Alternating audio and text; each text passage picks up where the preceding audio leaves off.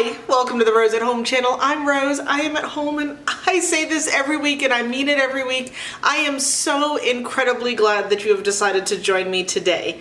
I am also super excited to get to share with you my mood read TBR.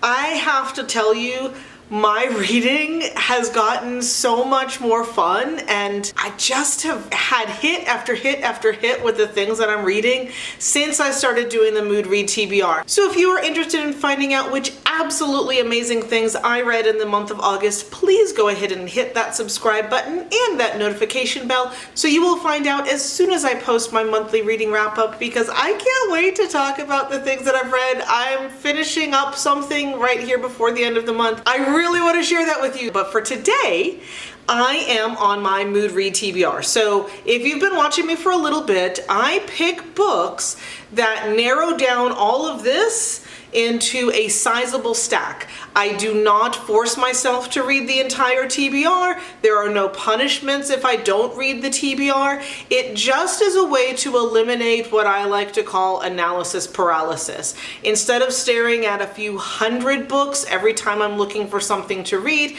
I can ask myself, what kind of mood am I in, and pull from that mood from the books that I have already set aside. And so let's go ahead and get started. My first category is something that's going to make me happy. And for that, I picked The Wishing Game by Meg Shaffer. I've been hearing nothing but amazing things about this book. From what I understand, the premise is that there is a young woman who is having a rough go of it. Things aren't going well right now, but she has won the opportunity to go to an island that is owned by a reclusive writer that was her favorite when she was a child. And then she gets a chance to win the only copy of his brand new book. So it's kind of a Willy Wonka and the Chocolate Factory kind of thing. That's the vibe that I'm getting. I've heard that it's just wonderful, feel good, make you happy kind of thing. And I am so here for that. I cannot wait to get to this. So hopefully we'll get there. The second category is I want to think. This is the place for nonfiction or other things like that that really require kind of thinking. They're not the escape kind of reading. For this month, I picked Tiny Beautiful Things by Cheryl Strand. This is a collection of her advice columns, and there is a series that was based on this book that I really want to watch, but I wanted to read the book first. So it seems like it's going to be a lot about kind of getting older and dealing with the kind of heartbreak of older children and them moving on and you moving on and coming to terms with what's possible and when all of the ooh shiny kind of wears off and you're like, what is possible? What can I do?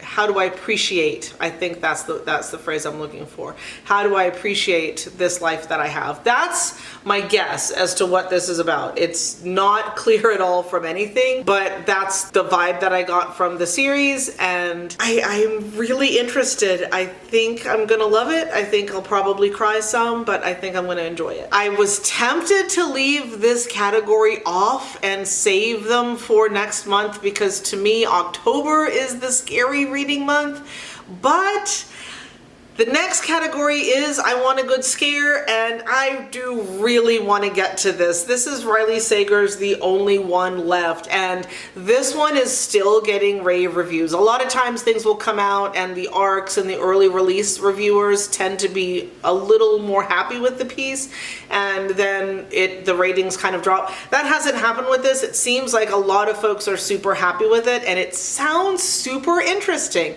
So the premise of this is that there is an older woman who it was believed by everybody like had murdered her whole family when she was a child. And just like the Lizzie Borden kind of rhyme, I remember it from when I was little. Lizzie Borden took an axe, gave her father 40 whacks, and something job was done, gave her mother 41.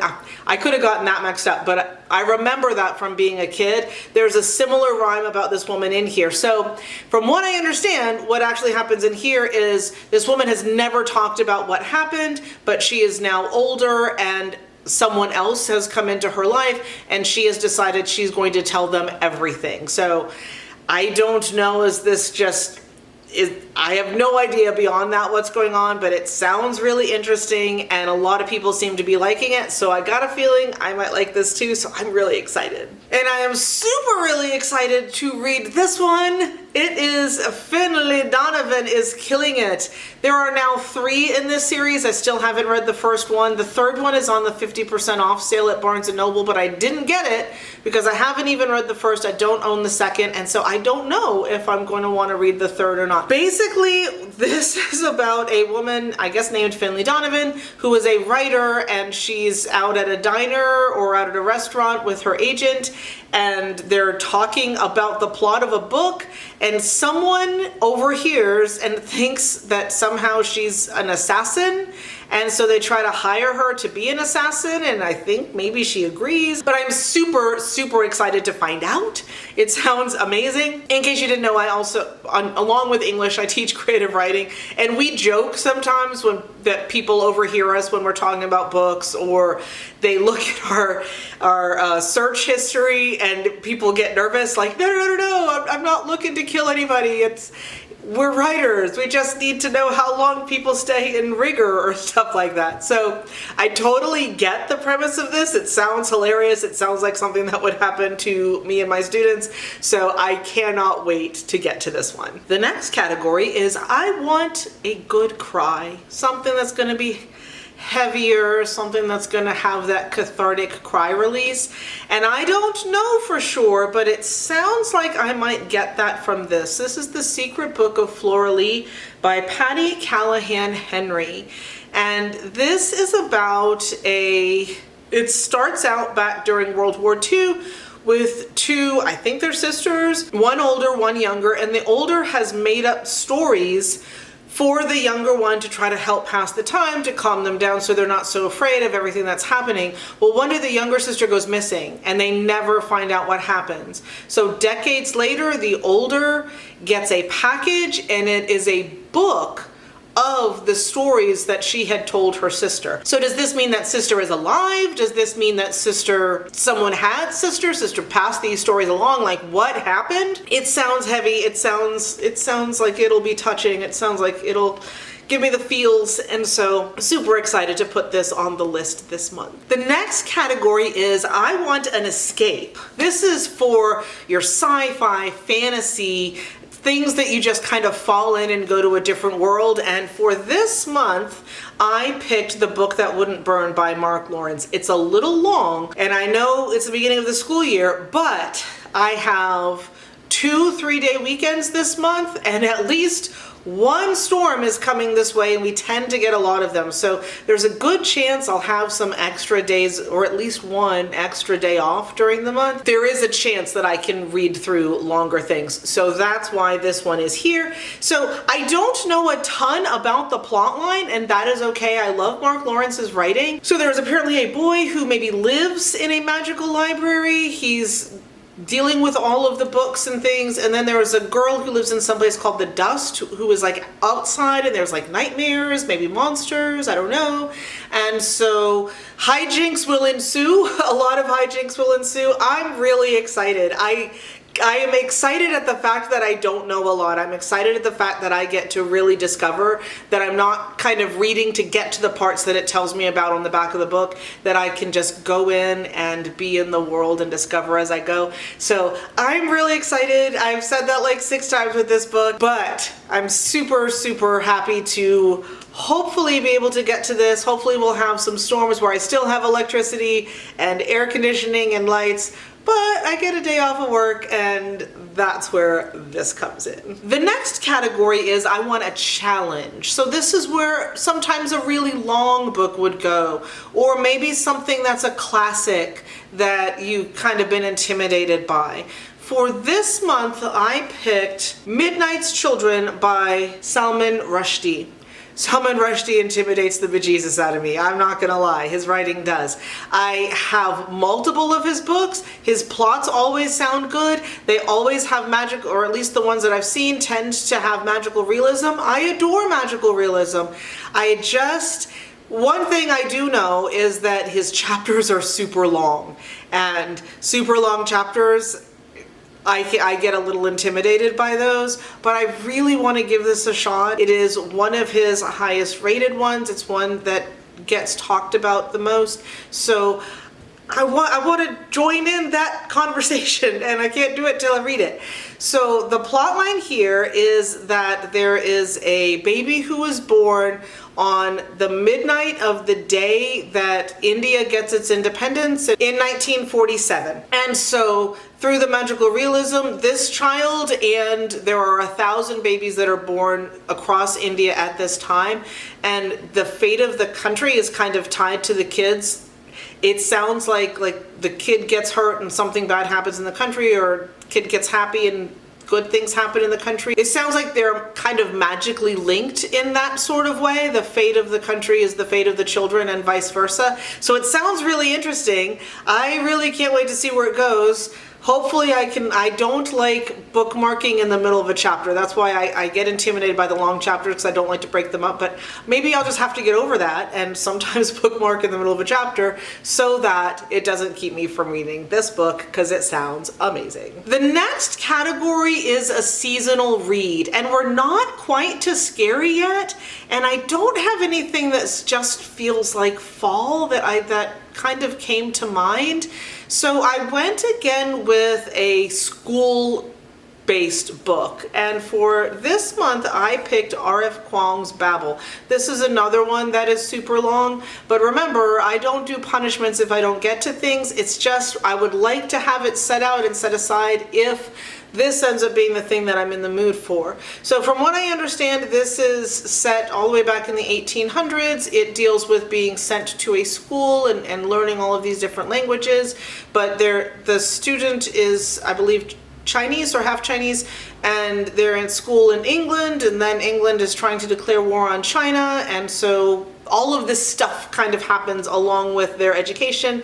It sounds really interesting. I really like R.F. Kuang's writing. I really want to at least try to get to this one this month. Okay, the next is, I've wanted to read this for a while. I showed this to you earlier this month, but this one, it wasn't something I just picked up. It was something I had for a while. What I picked up was the second in the series, and the first is The City We Became by N.K. Jemisin. I love N.K. Jemisin. I love everything of theirs they've done. I've watched their masterclass on writing and building worlds, and I really want to get to this. I really want to read this. And now that I have the second one already sitting and waiting, so if I fall in love with this, that can go on next month's TBR, so I'm really excited. So the premise here is that these big cities, these great cities, these historic cities all have a soul. Just like in any piece of writing, your location oftentimes becomes another character.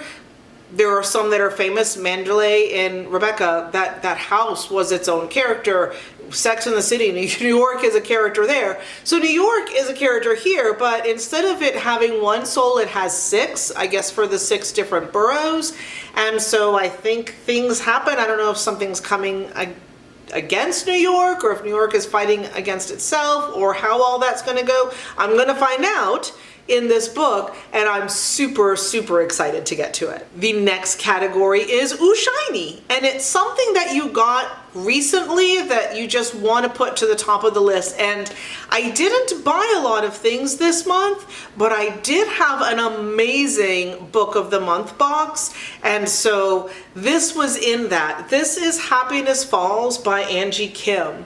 This just sounds so good and so intriguing.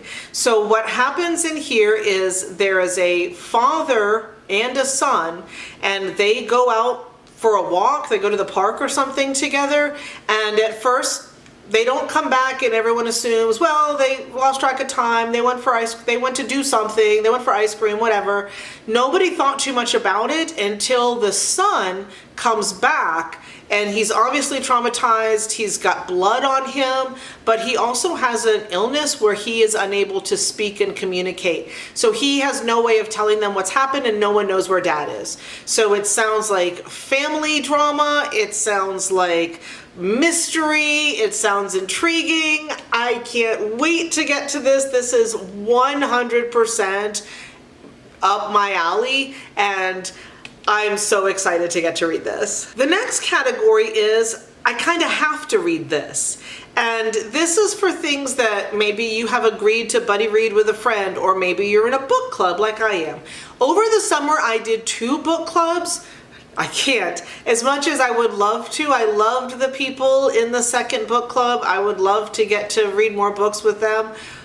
But I know I don't have the time to do that and do the other reading that I want to do on top of work and everything else. So I narrowed it down to just the one. I'm still in the mystery book club, and our September pick is Shudder, and it is by Ramona Emerson. And so I didn't pick this. I don't know too much about it. I literally just got it yesterday.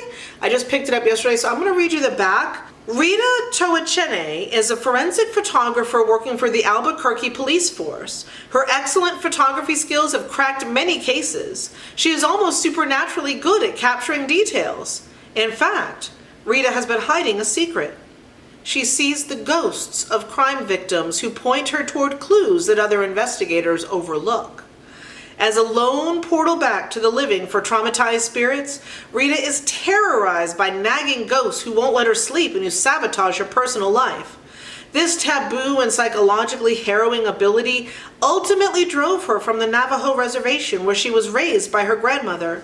It has isolated her from friends and gotten her in trouble with the law. And now it might be what gets her killed. When Rita is sent to photograph the scene of a supposed suicide on a highway overpass, the furious, discombobulated ghost of the victim, who insists she was murdered, latches on to Rita, forcing her on a quest for revenge against her killers. And Rita finds herself in the crosshairs of one of Albuquerque's most dangerous cartels. Written in sparkling, gruesome prose, Shudder is an explosive debut from one of crime fiction's most powerful new voices. Does that not sound amazing? And it sounds like it's going to be great for discussion. So the discussion for this happens not the first weekend, but the second Sunday. And so I will absolutely tell you about this. So a little interlude before my last book. I was going to do an unboxing for book club, and unfortunately that was the only thing in the box because our October pick is Anne Cleeve's new book, and my box came with, well, I'm just on a list. There's not a paper ticket, but I have a ticket to go and see Anne Cleeves speak. This is the only, I think, Florida place that she's going to be is here in Tallahassee. And so I've never been to an author event before, and I'm going to go to one. I took the day off. That's part of why I was like, I can have a big TBR. I'm taking an extra 3-day weekend, and that I'm taking the day off afterwards, so I don't have to worry about leaving early and getting enough sleep for work. So I am so prepared for this. I am so excited for this. So that is, and hopefully I'll see if there's any way that I can vlog or at least just tell you about what happened so that I can bring you along, because doesn't that just sound amazing? So that's going to be the October book, but we're going to see her in September, and then a few days after that is when we'll have the discussion on Shudder. So lots of awesome bookish stuff coming up in my life. So if you've watched this before, you're sitting there thinking, no, Rose, you're over. It's done. That was the last one that you pick ahead of time.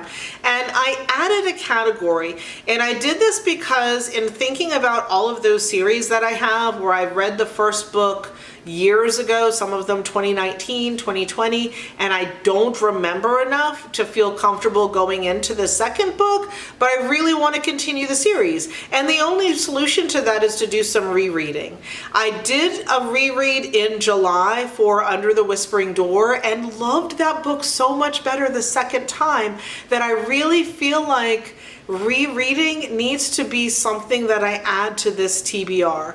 And so for this month, I am going to reread Ninth House by Leigh Bardugo. And I really, really, really want to get to this month. This is a high priority on this TBR. So if you are unfamiliar, this is the story of a young woman named Alex. She wasn't the best of students as far as high school and stuff like that, she gets in this accident and somebody comes to her and says, hey, we're going to get you into Yale and we're going to pay for everything. And she's like, yeah, right. I didn't even finish high school. Well, they get her in. And they get her in under the condition that she becomes part of a secret society that overwatches the other secret societies that have magic and do all sorts of hijinks and things. So she gets pulled into this world of intrigue and all of this stuff that's happening, and there's a lot of dangerous stuff going on. I don't remember a ton.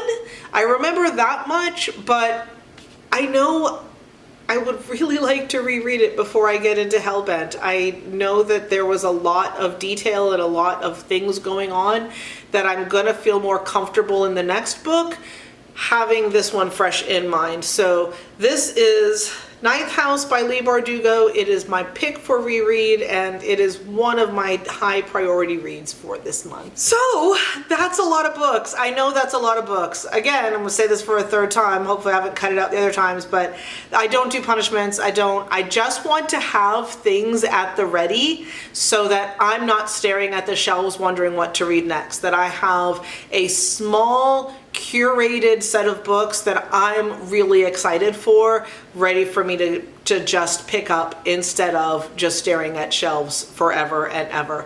And it has been working so well, and you're gonna see that soon. Probably not, it'll be after September starts, but it'll probably be right there at the beginning. I'm in Florida, and as of right now, the spaghetti models have this new I think it's still a tropical depression, but it shows it basically almost all of the spaghettis have it coming right on top of us or right near us. Normally storms turn before they get up here at this time of year. Water temperature and stuff like that, but I don't know, with how weird things have been lately climate wise, if I can still rely on that, or if I might not have the ability to put up a video on Wednesday. So my goal is to get it done ahead of time in case the storm does hit us and I lose power or internet or anything like that. If there's not a video on Wednesday, I'm not telling you to worry about me. I'm just saying it would mean that I didn't get that, but my goal is to be here for you, storm or no storm, and maybe it'll be no storm and we can all just kind of laugh about it, because I'm a Floridian, we do laugh about hurricanes. So anyway, I really hope that you enjoyed this video. If you haven't seen my wrap up from July, I read the world's best books in July. It's a little precursor to what you're gonna see in August, because I've just been having the best time with my TBRs lately. So I'm gonna leave the July one here for you to watch next if you haven't seen that one yet. But in the meantime, I really hope that you have an absolutely amazing week, and I hope that wherever you live that the hurricane totally misses you, but it helps break the heat if you're anywhere close to me. And I hope that you get to read some absolutely amazing books. Bye all.